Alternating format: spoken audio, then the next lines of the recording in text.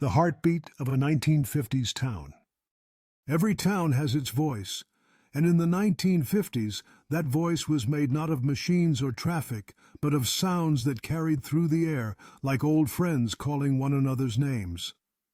Cedar Hollow, quiet and modest, spoke in tones that are now remembered more with the heart than with the ear. On Sunday mornings, the first sound to rise was the bell of the church. Its notes drifted across the rooftops and echoed down the narrow streets, steady and patient. The bell did not hurry anyone. It simply reminded the town that the day had begun, and that community awaited behind the white doors of the steepled building. On weekday mornings, another sound traveled through the valley. It was the low, drawn-out whistle of the train. Though the station no longer welcomed many passengers, the whistle still carried a presence. Children paused their games to count the cars rolling by. Farmers straightened in their fields to listen, and families at breakfast tables lifted their heads for a moment, recognizing the call as part of the rhythm of life. In kitchens, radios filled the air with voices and music. The announcer's calm tone brought news of weather and faraway events, while Bing Crosby, or a soft doo-wop group followed, carried through the static of the airwaves. The sound of a radio was not loud but constant, a gentle companion to the chores of the morning. It was the hum that tied one household to another, letting everyone know they were part of something larger than themselves. Outside, the laughter of children spilled into the streets as soon as the chores were done. A ball struck the pavement with a hollow bounce. Shoes scuffed against gravel as games of stickball and kick the can filled the long afternoons. The shouts of competition, the squeals of triumph, and the cries of protest rose together, carrying down the blocks where porches leaned close to one another. The air was never silent. The clang of a screen door shutting, the rattle of milk bottles placed on a stoop, the bark of a dog chasing after a bicycle, and the faint call of a mother summoning her children before supper, all added to the town's song. Even the smallest details, like the click of a typewriter from an upstairs window or the faint whistle of a man walking home from work, played their part. To live in Cedar Hollow was to live inside a harmony of familiar notes. The town did not need grand orchestras. Its music was found in bells, whistles, radios, and the endless chorus of children's voices. It was the sound of life unfolding, steady and true, a rhythm that gave every day its shape.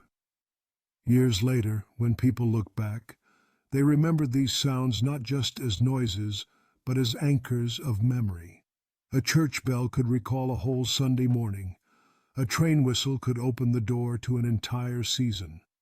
A radio tune could bring back a family gathered at breakfast. And the laughter of children carried across the summer air could remind a grown heart what it once felt like to be free. Saturday mornings in Cedar Hollow carried a different kind of energy. The streets that were usually quiet during the week grew lively as wagons rolled in from nearby farms and stalls appeared along the square. The marketplace was not large, but it was the beating heart of the town, a place where neighbors gathered as much for conversation as for goods. The air carried a medley of scents. Fresh hay clung to the coats of farmers unloading baskets of produce. Apples shone red and green under the sun, their sweet perfume mixing with the sharper scent of onions and herbs. The warmth of pies drifted from tables where women displayed their baked goods, the buttery crust of apple pie drawing a steady line of eager buyers. Somewhere a pan of roasted peanuts added its earthy aroma to the breeze. The sounds of the market were bright and overlapping. Voices rose in friendly calls, bargaining lightly, sharing recipes, or simply passing news. Children tugged at sleeves, pointing to jars of honey or candy sticks. Chickens clucked in wooden crates, and horses stamped their hooves while waiting patiently at the hitching posts. A fiddler sometimes appeared near the fountain, his bow gliding across strings, filling the air with music that made the market feel almost like a festival. More than a place to buy and sell, The market was a circle of belonging. Neighbors stopped at every stall, even if only to ask about family or to hear the latest news. A basket of corn might come with advice on planting. A loaf of bread might be handed over with a smile that carried friendship. For many, the market was less about leaving with full baskets than leaving with lighter hearts. Children experienced the market as a wonder. They darted between stalls, eyes wide at the sight of candies wrapped in bright paper, or lingered near the pie stands, hoping for a free sample. Some carried coins saved from chores, proud to place them on the counter in exchange for a treat. Their laughter echoed against the brick walls, weaving through the bustle like a melody. By midday the market settled into a gentle rhythm. The morning rush eased, and people lingered in groups, conversations growing slower, chairs pulled out for rest in the shade. A man might lean on his wagon to tell a long story. Women gathered near the pie stand to share family news. The fiddler played one last tune, his notes drifting away as the afternoon sun climbed higher. When the stalls finally closed and wagons rolled away, the square grew quiet once more. Yet the memory of the morning lingered, carried home in baskets filled with vegetables, loaves of bread, and the feeling of connection. The market was not just about trade. It was about weaving together the threads of a town, reminding everyone that life was richer when shared. When the first chill of autumn touched the air, Cedar Hollow began to prepare for its annual fair. The leaves along the streets turned gold and crimson, and the fields at the edge of town carried the smell of harvest. Children counted the days, watching as wooden booths were built on the fairground and colorful banners were strung between poles. For a town that moved slowly most of the year, the fair was a season of bright anticipation. On the opening evening, the square glowed with lanterns and strings of lights. Families arrived, bundled in sweaters, their breath visible in the cool air. The crackle of a bonfire rose above the laughter of children, sending sparks into the night sky. The fire was more than warmth. It was a gathering point, where neighbors stood close and spoke in voices softened by the flicker of light. The scents of the fair were irresistible. Candy apples gleamed bright red under the lamps, their sticky sweetness clinging to children's fingers. Pies made from fresh pumpkins released a spicy fragrance that mingled with the smoky air. Stalls offered roasted corn, steaming mugs of cider, and slices of pie dusted with cinnamon. Even those who had eaten supper at home found themselves drawn to the treats, unable to resist the pull of memory and tradition. Games and contests filled the grounds. There was a wheel of fortune painted in bold colors that spun with a satisfying clatter. Children lined up to toss rings over bottles or to fish for prizes with wooden poles. Farmers brought their largest pumpkins and baskets of apples to be judged, while women displayed quilts stitched in intricate patterns. Prizes were ribbons, but the true reward was the pride of sharing work with the community. Music gave the fair its rhythm. A local band played from a small stage, fiddles and banjos carrying tunes that set feet tapping on the packed earth.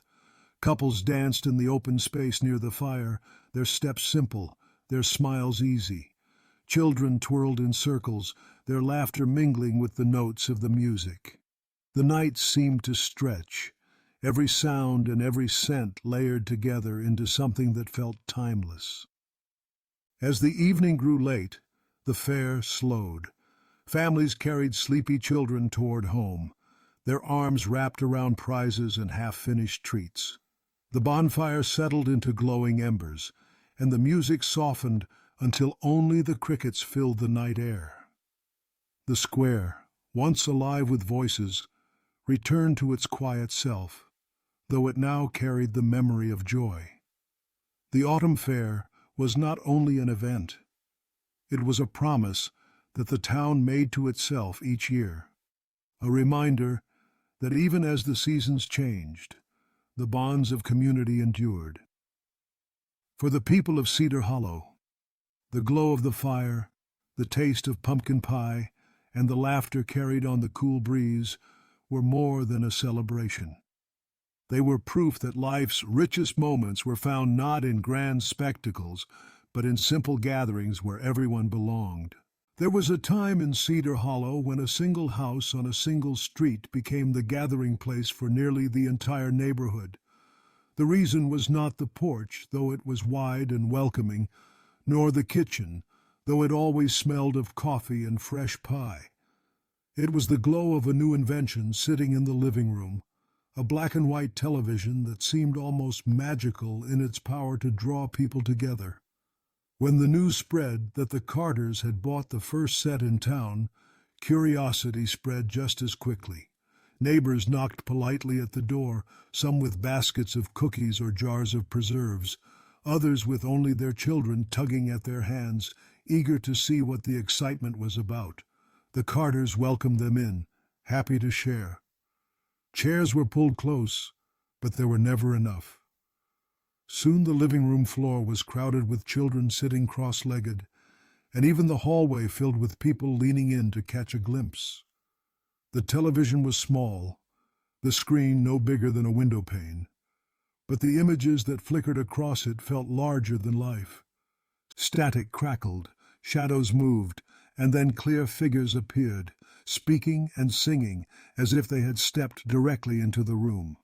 For many, it was the first time they had seen a performance that was not on a stage or heard a voice that was not carried by the radio. Programs became events. Families planned their evenings around them. On Sunday nights, the Ed Sullivan Show turned the Carters' living room into a miniature theater. Variety acts, comedians, and singers filled the screen, and the town sat shoulder to shoulder, laughing and applauding as if the performers could hear them. Children whispered in awe when Elvis Presley appeared, his songs echoing through the small speaker, while parents exchanged amused looks, unsure what to make of the new sound. But it was not only the shows themselves that made those evenings special, it was the togetherness. Neighbors who had worked all week found time to sit side by side, their worries eased for a little while by shared entertainment. Jars of lemonade and bowls of popcorn passed from hand to hand. Babies slept in laps. Teenagers nudged each other at jokes, and old men nodded approvingly when the news anchor spoke with steady authority. The glow of the television gave the room an almost sacred feel. Outside, the night pressed against the windows, and the rest of the town lay quiet, but inside that house the world felt both intimate and wide. People were connected not only to each other, but to something beyond Cedar Hollow, something larger, carried through the air on invisible waves. Eventually, other families bought their own sets, and evenings at the Carters became less crowded. Yet the memory of those first nights remained.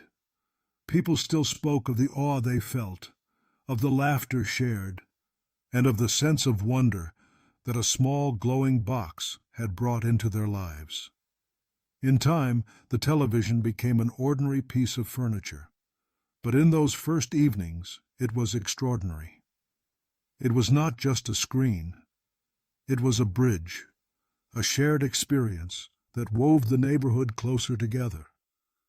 For Cedar Hollow, it was proof that progress did not only change the way people lived, it could also remind them of the joy of living side by side. Cedar Hollow was never measured by its size or its wealth. It was measured by the rhythm of its days, a rhythm carried not in clocks, but in the shared habits of its people. The town breathed through sound, gathering, celebration, and togetherness, and in those simple acts its memory was made. The sounds of the 1950s gave the town its first music. Bells, whistles, radios, and the laughter of children on the street created a harmony that told every resident they belonged to the same place. The marketplace gave the town its color and its pulse. Neighbors met over baskets of apples and jars of honey, exchanging not only goods, but the warmth of voices that carried friendship. The autumn fair gave the town its joy. Lanterns, Candy apples and fires that glowed against the chill created evenings where the season itself seemed to embrace the community. And the first television gave the town its wonder. Families and neighbors crowded into a single living room, their faces lit by the glow of a small screen, their hearts opened by the miracle of seeing the world together. Each of these moments was simple, yet together they formed a rhythm that held the community steady. They reminded the people of Cedar Hollow that life was not about rushing ahead, but about listening, gathering, celebrating, and sharing. In that rhythm they found connection, and in connection they found peace. Today those sounds, gatherings, fairs, and evenings remain alive in memory. They tell us that the strength of a town rests not in what it builds, but in how it remembers, and that ordinary habits can become the most extraordinary treasures when they are shared.